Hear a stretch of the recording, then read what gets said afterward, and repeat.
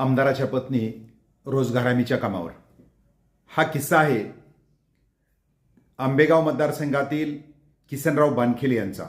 1972 या महाराष्ट्रामध्ये संपूर्ण देशामध्ये फार प्रचंड अशा प्रकारचा दुष्काळ पडला होता. तर अशा वेळेला किसनराव बानखेले त्या ठिकाणचे आमदार होते आणि प्रत्येक कामावर जाऊन त्या ठिकाणची चौकशी करणं, रोजगारांना किंवा मजुरांना हाताला काम देणं हे त्यांचं काम.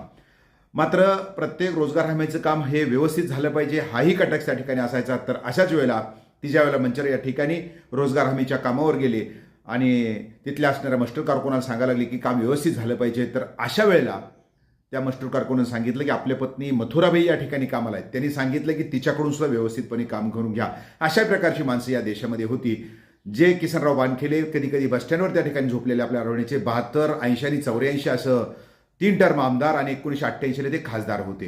ही वेगळी माणसं जनता दलाच्या माध्यमातून